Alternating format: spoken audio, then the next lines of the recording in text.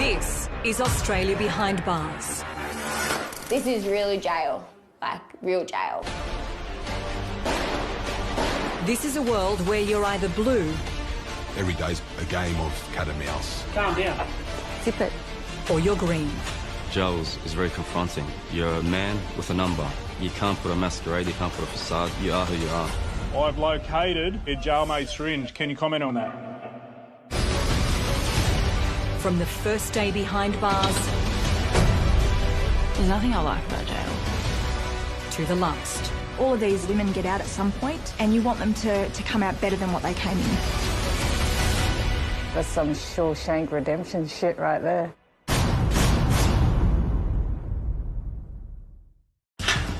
Tonight, cornered by the immediate action team. 3 of us are going to enter through the rear yard and catch him by surprise. But has the suspect swallowed the evidence? You ought to put something in his pocket. Yeah. The drug smuggler. I was promised $15,000 to receive this package. Turned out to be 20 kilos of ice. On the road to redemption. I want to be a full-time artist when I get out. Plus... Pretty much been in their jail since I was 18. Why do inmates keep coming back? Once they are out, if they don't have a good support network, it can almost feel like you're setting them up to fail. How you? What are you doing, mate? Oh, fucked up, Chief.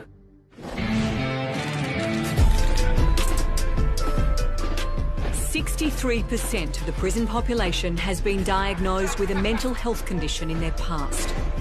Some arrive off the streets in a highly volatile state and need to be secured in a safety cell at Silverwater's mental health screening unit. And the job of dealing with unstable, detoxing inmates belongs to Services and Programs Officer Rebecca.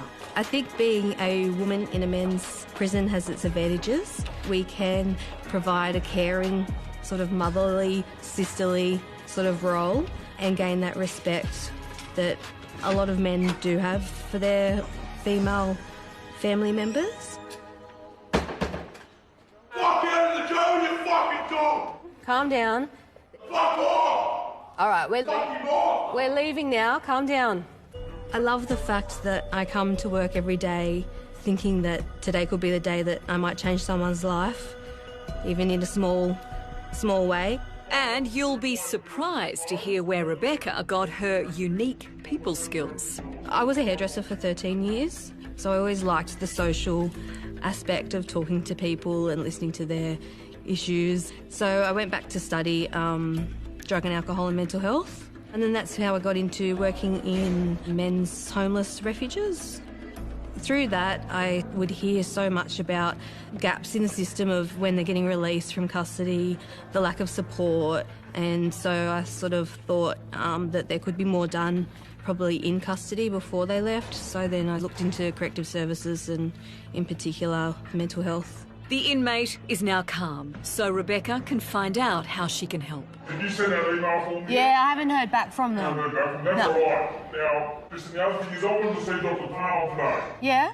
He's refusing to see me. No, I think after lunch. It is a tough job, it's very challenging, but it's also very rewarding. A lot of these guys have come from, a lot of trauma in their life, in their childhood, and often, they just want someone to listen to them. So you're getting out in September? Okay. So if you put in a referral... Often we hear things like, thank you, miss, no one's ever listened to me or no one's ever helped me with this or that. So it's a good feeling. Are you on parole when you get out? Yeah, I've got so much parole. Okay, and are they're helping you with accommodation? Yeah. Once an inmate's mental health condition is being managed, they're moved from the high risk to the subacute section. That's where they're a little bit more stable, they can mix with everyone else as a normal day, they have daily nursing reviews. We try and get them then to the next stage where they can sort of be with a larger group of inmates. All good in the pod? Yeah. Yeah? They're very quiet today. They're very quiet. That's a nice change, isn't it? So we've got a couple of people on our referrals to see. Once stable, inmates often remember all the things they need to get sorted from the outside. We've got one here that has some issues with some property, so we're just going to try and sort out how we can get that delivered over to here or to his mum's house. No problem. I think another inmate can't access his lawyer So just going to help him try and get in contact with his legal team. But the biggest job of all is paving the way for an inmate's release back into the community. Once they are out, if they don't have a good support network, family-wise, or support workers, or being in a positive environment, it can often sort of almost feel like you're setting them up to fail. One such inmate who has failed several times to make it on the outside is Tristan. I've never had a job before in my life. I'm pretty much been in and out of jail since I was 18. This is my 6th time in jail and I'm only 25. Yeah, I've done about 6 years of jail, so yeah, I haven't been outside of jail since I've been 18. Tristan has a mental health condition diagnosed in his teens, made worse by illegal drug taking. Drugs play a big factor in the crimes that I do because I'm high on drugs, and you go out doing crimes to get drugs. Stealing cars, police pursuits and breaking and enters and that, yeah. That's what I always get charged for, aggravated breaking and enters and police chases and that, yeah. On his arrival behind bars this time, Tristan was very unwell and put in a safe cell in the mental health screening unit. When I first come in off the streets, and I was, because I'm overdosed and that, so yeah, I was in a good state, so they put me in a cell here. His condition is now stable, so he's progressed to the step-down unit at Silverwater. I suffer by anxiety, depression, and yeah, so I get treated for that. I get Advanza, which helps you sleep at night. Once again, Tristan is on a countdown to release. But before he goes anywhere, he's got some problems on the outside that need to be fixed, and that is where Rebecca comes in. Yeah, she's a nice person. Yeah, she'll help you if you need help. So yeah, she's good to go to if you need something done or if you need help. She'll get it done. Coming up, she arrived as a maximum security prisoner. I was promised $15,000 to receive this package. It turned out to be 20 kilos of ice. But now Norma leaves the jail each day on work release. Norma is the leading handy, so she fairly well runs the floor. And an inmate comes clean about swallowing drugs. Fantastic. I'm supposed to be on them, but like, I've got one with one of the boys, you know what I mean?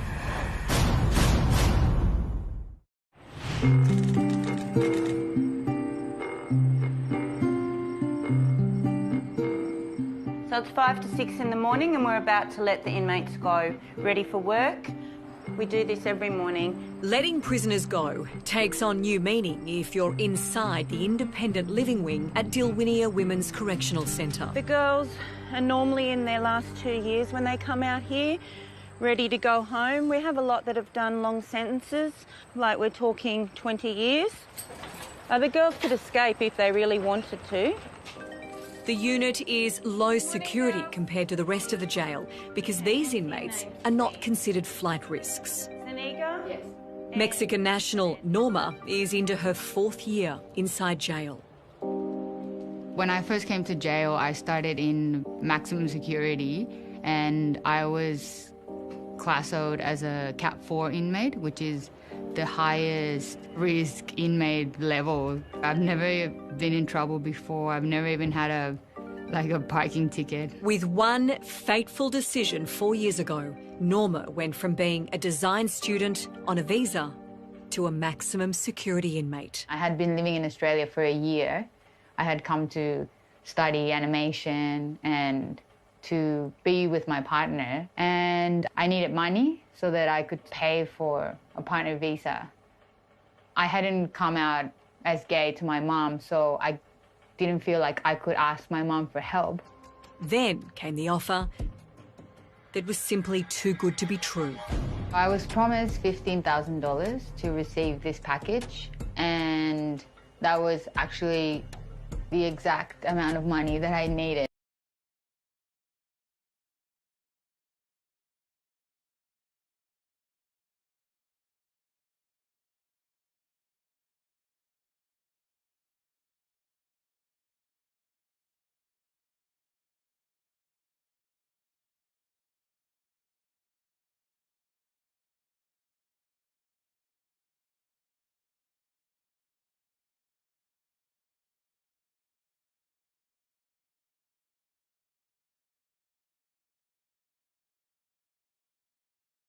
That was, I think, the quantity was extremely shocking to me, but the drug as well, because I didn't know what ice was before I got arrested. Norma was found guilty of importing from Mexico $21 million worth of methamphetamine hidden in 8 music speakers. She was sentenced to 7 years in jail. Arriving in jail for the first time, it was shocking really, because I had no expectations at all. And the only references that I had were, I guess, movies and shows. So I was really, really scared. They strip search you and they give you your green clothes and all of that. And like, I just wanted to be in a space where, first of all, I could have a shower. And second of all, that I could just be safe. I kind of wanted to be just locked into a room without having to be around many people that I didn't know and that, to be honest, I was afraid of.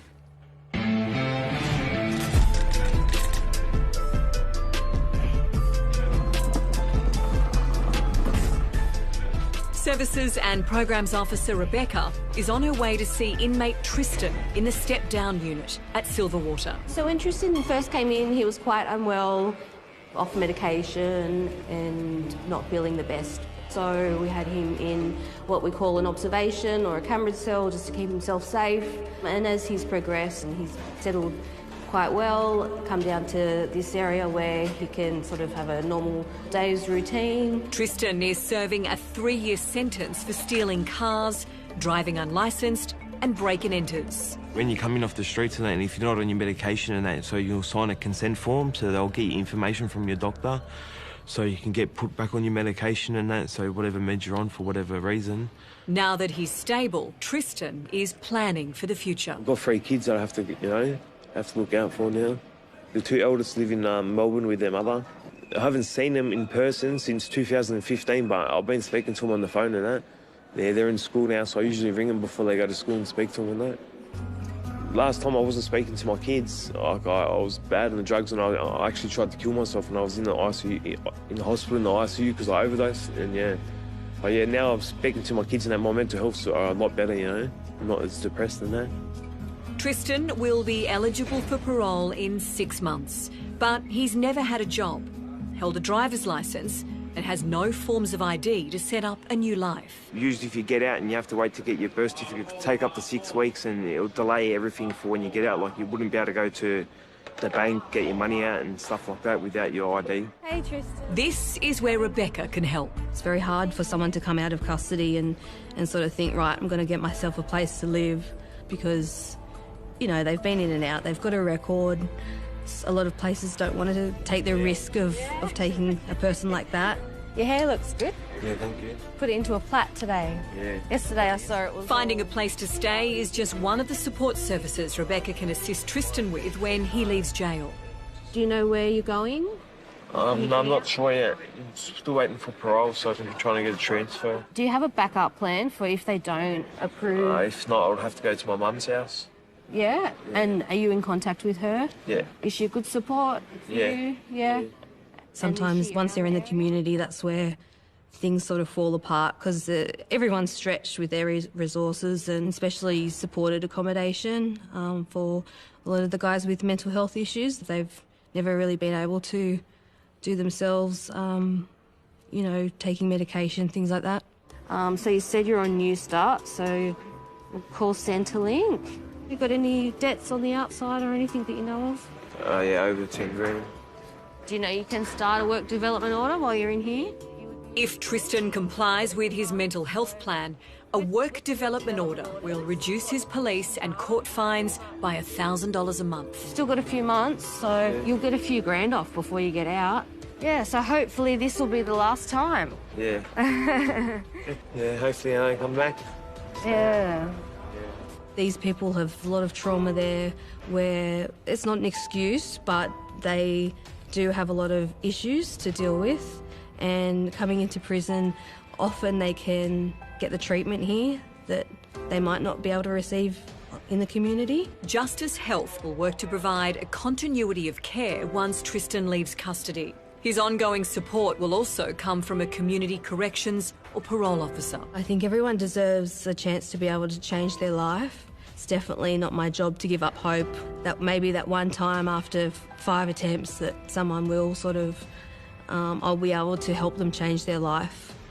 I grew up doing crimes and using drugs and that, but it led me nowhere. It only leads you to jail. There's only one way that it ends. Eventually you get caught and you have to do the time. My goals are to, see my kids regularly, have a job and, just live a normal life, Coming up...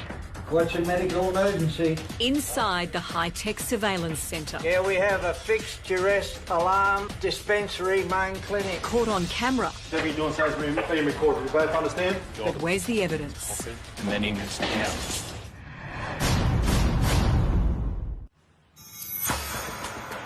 What's your medical emergency? The eyes and ears of every jail facility is its master control room. Hundreds of CCTV cameras, as well as a highly sensitive motion detection system, mean that not much escapes the notice of officers Frank and Stephen. Yeah, copy. Just put it on that camera from intake. Most inmates are allowed the privacy of no cameras inside cells. An inmate in pod cell 567, pod 19. He says he's broken 2 of his fingers. If there's an emergency, they can use what they call the knock-up system to communicate with officers. The inmates have a cell call system, which we call the knock-up system. When they're locked in their cells, they can actually push the button and communicate with us up there, so we can contact our staff on the ground and organise for a nurse to go and check them out. Taking the ground main skies to the compact, over. We're monitoring the security of the jail, the perimeter, and we're also monitoring the safety of the officers with the duress alarms. Staff are all wearing a duress button. If they push that button, we can check the cameras to roughly find out where they are. The duress alarms will go off if the wearer so much as stumbles. If they're in trouble, we can actually respond staff to assist them. That's a wall alarm. Yeah, we have a fixed duress alarm in dispensary main clinic. That was a duress alarm. On the wall there's a fixed duress, so that if one of the nurses feels threatened by the inmates, they can push that button and that will send officers responding. The pill dispensary is a potential target at any prison for detoxing or drug dealing inmates. Dispensary main number 1 is still going. In the back room where all the pills are, where they make up the pills. Try the pills where the pills are. 6 workers with me.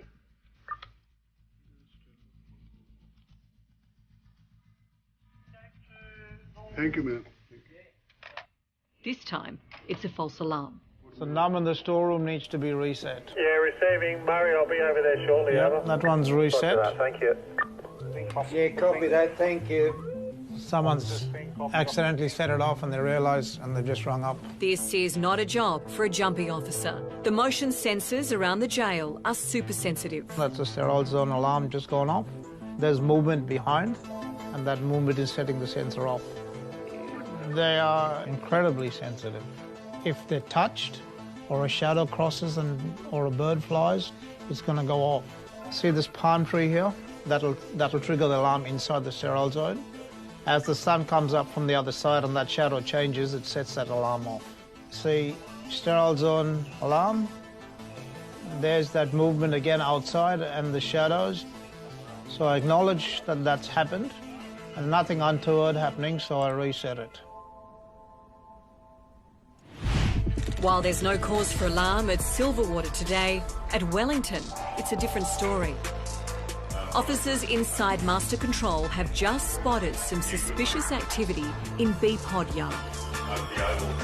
The immediate action team is going to try catching the suspects red-handed. We're about to conduct a targeted search on 2 inmates in back of B1 yard. So we'll swing around that way. 3 of us are going to enter through the wing, the other 3 are going to enter through the rear yard and catch them by surprise. Copy.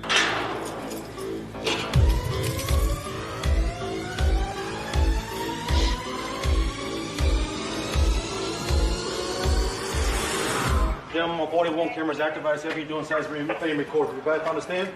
Yep. Copy. The inmates are nervous, and Officer Stewart thinks he knows why. I saw him fucking back to the wall. The guy to put something in his pocket and then in his mouth. His mouth? That's what it looked like.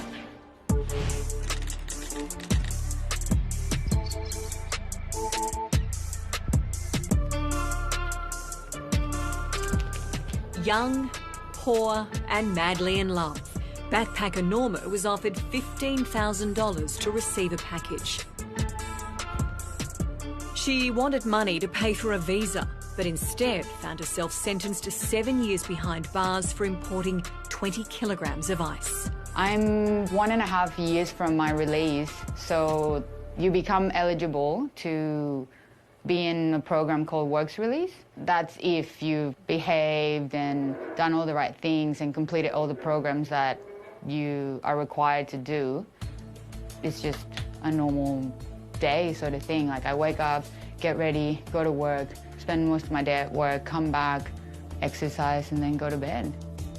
When Norma leaves the jail every day for the short walk to work, she has to wear a tracking device on her ankle.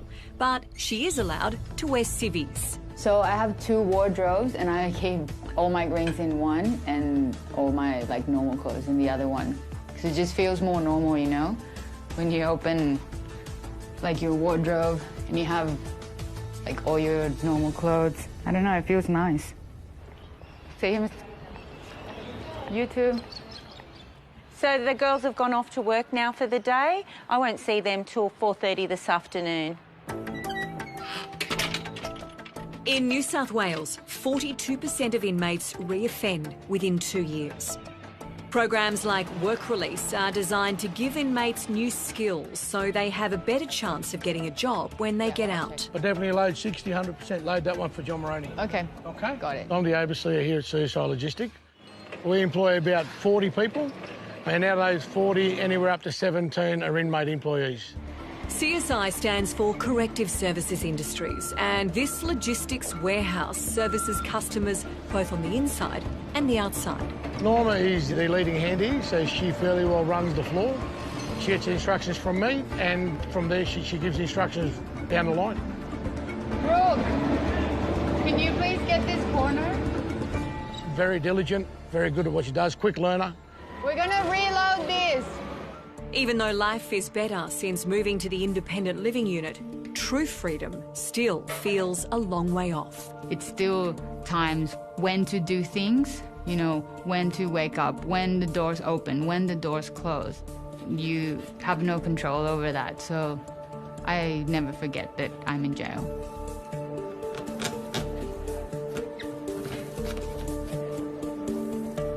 Shit, see? This is what happens when you try to cut an apple with a plastic knife. Coming up, This is the first time I've ever seen one of these. a fresh catch for the immediate action team. Located a jail-made kettle. And when it comes to correctional cuisine, Soggy barnacle this one with some horse meat. Yeah, the wetness, I could squeeze some water out of that. improvising is the name of the game. Joel Big Macs.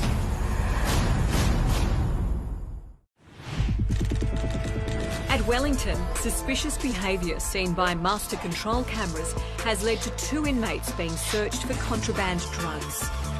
Officer Stewart's keen eye for detail means he misses nothing. The guy to put something in his pocket and then in his mouth. His mouth? That's what it looked like. The new arrival panicked when he saw the officers coming. You used? When I was on the outside, I was Yeah. When was the last time you used? about 4 days ago, 5 days ago. What are you using when you're on the outside? Ice. Ice. Yeah. Upon entering the yard, I did see one inmate rush back to the wall, pull something from his pocket and place it into his mouth. So we've done strip searches, found nothing. We're about to take him up to the body scanners and run him through the body scanners whilst our other partners are conducting a cell search. In a past life, Officer Stewart was a butcher and has few regrets about joining corrections 5 years ago. Yeah, look, if I'm being honest, strip searches, going back to when I was a butcher, there is no way I was thinking that I'd be looking at another bloke's testicles. like this, you just would never, you'd never think about it. And then you come into this job and it's a part of the job. I don't know, you get used to it after a while. It's a job, you do what you have to do and that's it. Like so, because you got the handcuffs on. Now I want you to lift your head up.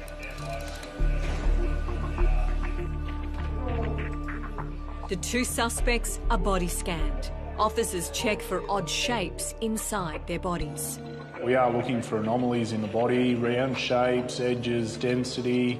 See that? This is why I question it.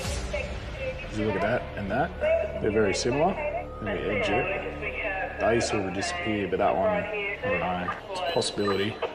We found what could be an anomaly in one of the fella's stomachs, so one of them will remain in a dry cell for the night and then he'll be rescanned in the morning. In a dry cell, nothing can get flushed away. I think we got something. Meanwhile, a cell search might have paid off already. A cell search has been conducted and what was located is a couple of gloves with the fingers cut off. What they generally do with these is that's where they hide their contraband, tie them up and wrap them in multiple layers and either swallow them or secrete them elsewhere. And a fishing line. So what they do with this is when it's lock-in, they'll feed the line through the door to another cell and they'll gather their contraband that way and then reel it back in. Located a smoking implement and a spoon with a gel substance on it. And what they do there is they use their spark-up kit to get a light, and the smoking implement is used to smoke substances, either bute, ice, whatever else they may have. We've also located a what appears to be a kettle.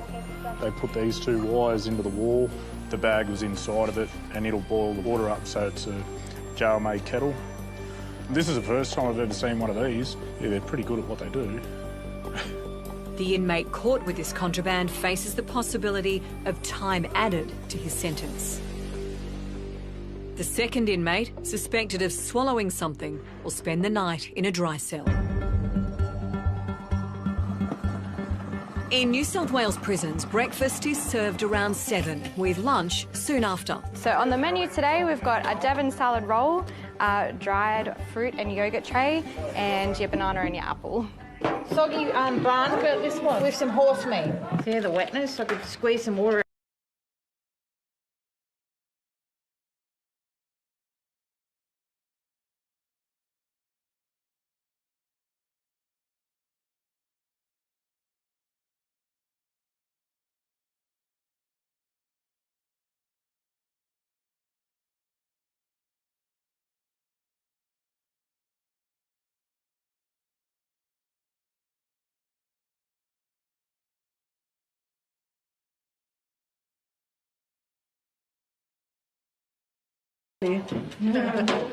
Burgers are a crowd pleaser, and those who make them for their mates are even more popular. It's one of the exotic meals that we have in here.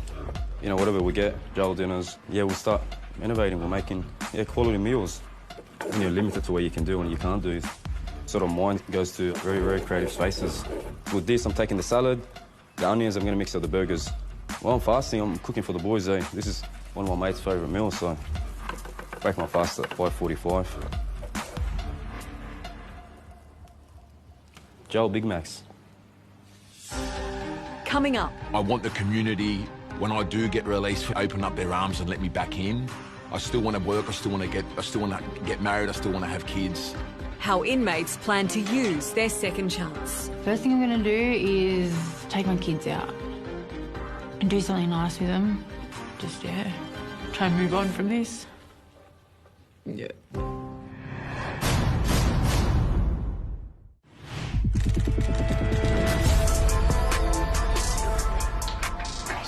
Officer Aaron is heading up the immediate action team today at Wellington. He's being brought up to speed about an inmate who swallowed something when stopped for a targeted search. There was something on the scan. Yeah, where about, Tony? Just in the top of his stomach. Right. After a scan and a night in the dry cell, the inmate is ready to talk. If he doesn't surrender it, we just hold him in the dry cell a bit longer until he changes his mind, hopefully. As I entered the yard yesterday, it looked like you might have placed something in your mouth and swallowed it. All right, and on the scan... Yeah, I did. You did? Yeah, it was Avanza. Avanza? Yeah. Something showed up on the scan too. Yeah, it was wrapped in plastic. It was wrapped in a big plastic bag. So you're not subscribed? I'm supposed to be on them, but I got one off one of the boys, you know what I mean? Is it still in your stomach? No, I'm going now. Avanza is a medication used to treat anxiety and depression. Hands are shaking a bit. You detoxing or cold? I just got out of bed, too. How many tablets of Avanza was it? Just half one. Yeah, you... The other half was in my pocket. Yeah. The other half, I forgot about that there too. I'm supposed to be on them. Like I know, because I got anxiety and that. Yeah. So what we'll do is we'll probably scan you twice, see what we can see. If we're happy, we might send you back. If we're not, sit you up here for a bit longer. Yeah. We're going in the right direction. You told us what you actually got, but we just need to make sure you got nothing else. All right, scanning now. So he's admitted that he took a mental health medication, Avanza. You can get yesterday's image up. Often people that are prescribed this medication will sell it to other inmates. Like they'll divert it and sell it. He hasn't been in very long. He says he's on the medication on the outside. But it's against the rules, and this inmate will be penalised. I'm just comparing it to the stored images from yesterday. And it appears what we thought was there yesterday is not there, so I'm satisfied that it was the medication he took in the plastic. It doesn't appear to be there anymore. So you're happy that? Yeah, I'm happy with that. It's not showing anything up now, so I'm tending to believe what he said. Yeah. It was only half a tablet of Avanza. Can't see anything in the scans now, so I'm happy if we I've been knowing this inmate for a while. He is usually pretty straight up with us, so. Yeah. He could have saved himself a night in the dry cell if he was straight up yesterday. Yeah, that's true. Should have been straight up yesterday and said what you had. I haven't improved my script yet, that's all. Yeah, well, probably better off being straight up and spending the night up there, I guess. Yeah. So this does actually happen quite a bit with fresh custody inmates that come in. You know, there's obviously a need, a craving for something, and they'll do whatever they can to get it, just the same as drugs. Job done.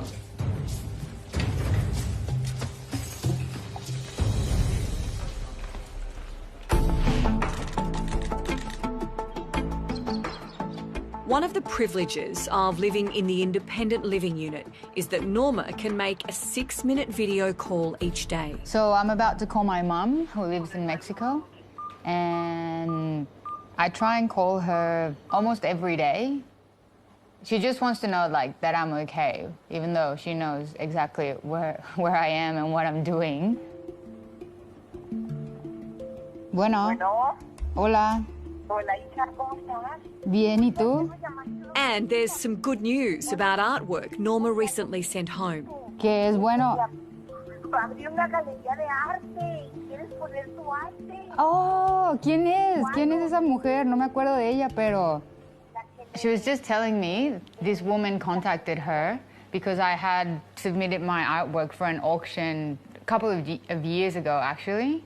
And she wanted to find me because she wants to exhibit more of my stuff. Wow, sí, súper bien. Ok, muy bien. Bueno, te marco después, ¿ok? Ok, te quiero, bye. Basically, I'm gonna have an art exhibition in Mexico from jail. It's really, really good news. It is, I guess, some of the best news that I've had in jail. I'm really excited for my future. I want to be a full-time artist when I get out. I feel like now I have something to say, you know? I have thought about a lot of big concepts and big ideas about life. And maybe I wouldn't have seen that if I hadn't gone through all of this. So when I get released, I'm going to be deported back to Mexico, and potentially I won't be allowed back into Australia. It's a little bit heartbreaking. I will always remember Australia, and if I ever get the chance to come back, I would love to. Coming up... You're frustrated by inmates coming back in. All right, fellas, good luck.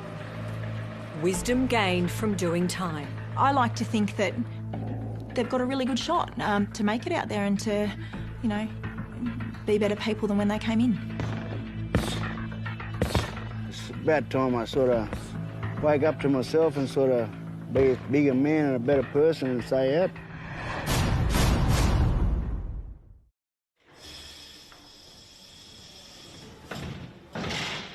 Australia Behind Bars has walked the corridors of 3 maximum security prisons for the past 10 weeks. In that time, 302 new inmates arrived at Wellington and 241 at Dilwinia. An equal number left. Don't come back. I won't. At Silverwater, more than 1,000 fresh custodies spent their first night behind bars. In 10 weeks, the bakery has turned out 160,000 pies, 90,000 apple danishes and 50,000 loaves of bread. And Barry's not the only one who's been busy at Wellington. The immediate action team led 250 operations, from cell searches, strip searches to body scans.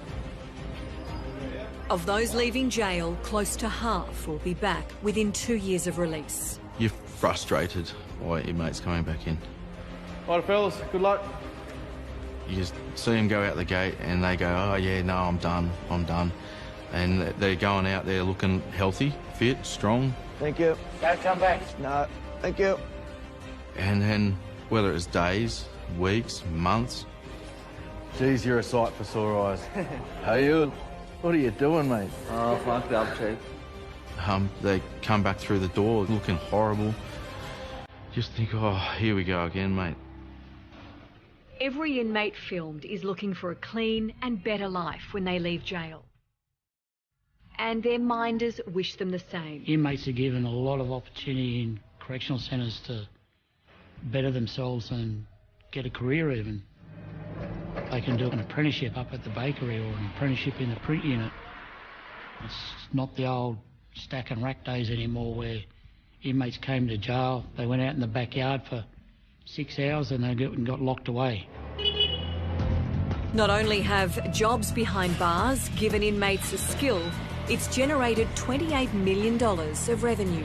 Send them down. I think with corrections today, they're trying to reduce the recidivism, and that's probably something that the community is shocked at as to how much opportunity these guys have got inside. Be that programs, working in the bakery, getting paid. I like to think that they've got a really good shot, that we've given them the skills that they need to make it out there and to, you know, be better people than when they came in. During filming, 212 inmates at Wellington and 50 at Dilwinia participated in rehabilitation programs. We try everything we can to make it right for them in here, but it's what they do when they get outside and when they go home. For those inmates who genuinely want to start afresh, they ask the community to give them a fair go. I want the community, when I do get released, for the community to open up their arms and let me back in. I want a second chance with my friends and my family. I still want to work, I still want to get married, I still want to have kids. I hope this isn't going to be a big burden in my life. Just try not to judge, you know, a book by its cover, and just try to, I don't know, spare us 5 minutes of your time and hear us out, because we're not all bad. You know, we're humans at the end of the day. We've committed a crime. And once we've served our time, I believe that we should be given a second chance to prove ourselves. We bring all of them in, all the visitors. That second chance starts with family and support systems waiting outside. If you've got your family and you've got those really strong relationships, you are less likely to come back. It's a fact. First thing I'm going to do is take my kids out and do something nice with them.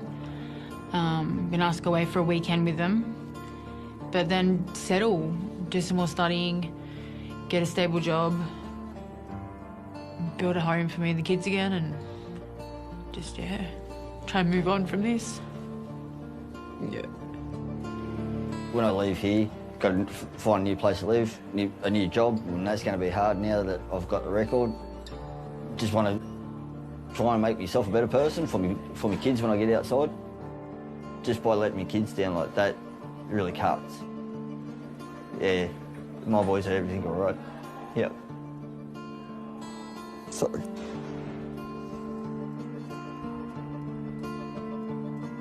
Yeah, yeah. They're my life. I love them. Like, they're all I got left. All I got left. These guys that are coming in for a 3-month stint and going back out and 3-month stint and going back out, these are the guys that we need to stop and get them jobs and get them back on their feet and break that cycle. They're the guys that we need to really push and help.